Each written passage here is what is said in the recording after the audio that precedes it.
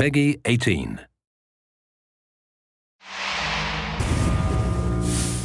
Hi everyone, my name's Alex Hutchinson, Creative Director on Far Cry 4.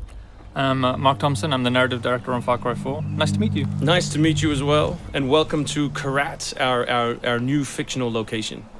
So in Far Cry 4, you step into the shoes of AJ Gale, who is returning to the country of his birth, initially just to scatter his mother's ashes before he gets caught up in what's essentially a civil war. Kyrat is a fictional place based somewhere in the Himalayas, inspired by places like Nepal and Bhutan, and a bunch of countries from that part of the world. So looking out there, one of the core things of any open world game, that sort of excitement and mystique and hope of an open world is, what is all that smoke coming from? What temples are out there? What secret locations? So we've peppered the world with different places to find, all of them filled with loot and secrets and collectibles and all that good stuff. And of course, the open world of Far Cry is densely populated with a variety of different animals. Beasts. And also that's some kind of yak. I don't even know what that animal was. Yak, I believe. Is it a yak? With next-gen fur. Next-gen fur, that's true. Individually modeled hairs. So you see here with the eagle, you won't see it in this demo, but you can be attacked from above for the first time in a Far Cry game. So we've tried really to play with verticality, to have threats above and below you. And obviously you can still get involved in the ecosystem of the animals and hunt. And you can throw bait now. Yes, to attract animals. Yeah, and stuff like the eagle stealing the morale of the goat. Like, it isn't scripted, that's just what happens at the intersection of those two different AI systems talking to each other. The goal being that every player tells themselves a different story, that they get different surprises, that they have a different story to tell their buddies when they come to work the next day or go back to school or whatever. So there are a bunch of new tools in Far Cry 4, one of which you'll see here is the grapple. We wanted to make something that allowed you to clamber over those annoying cliffs you sometimes came across in Far Cry 3, and something that would also lean into the much more vertical, much more mountainous regions we were building in this game. And that was a pretty simple example, but the level designers get pretty crafty with the setup.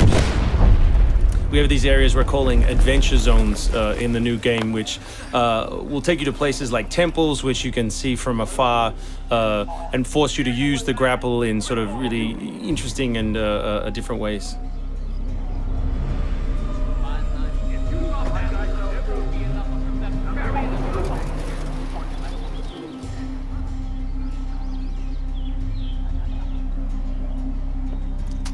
The auto crossbow is a new stealth weapon that we've introduced for Far Cry 4.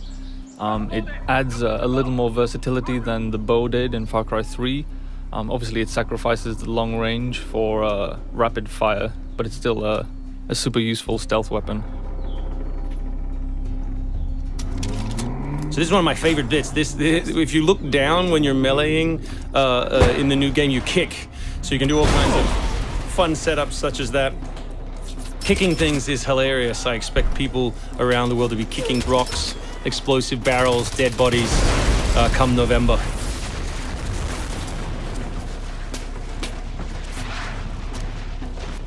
Our goal really was just to provide as many tools as possible, whether vehicles or animals or weapons or goofy stuff, and let people fit them together any way they want. Yeah, and we've snuck a few features in that fans of Far Cry 3 I think are going to be surprised by.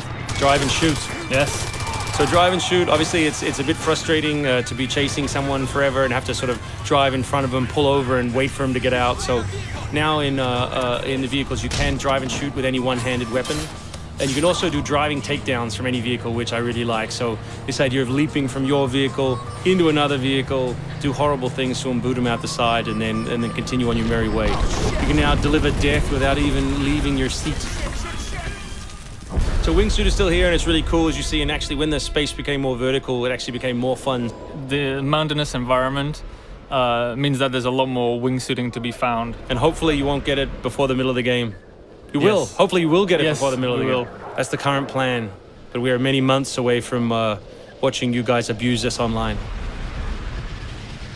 Means that there's a lot more wingsuiting to be found. And hopefully you won't get it before the middle of the game. So here you'll get a look at elephants. Elephants are awesome. Probably my favorite animal in the game. Weaponized in many different ways. You can drive them into a rage, watch them smash the other characters in the world, or you can clamber on top of one and drive it through the gate yourself. My favorite animal is the human animal. It's very Far Cry 2 of you, Mark. It's the Shark of Darkness. So co-op is a massive part of the new game. It's one of our big ways of opening up the open world and letting you play any way you want. So basically, when you ask your buddy to join, all the solo missions turn off, and you're left with all of the open world toy, the outposts, the fortresses, the towers, all the quests to play any way you want.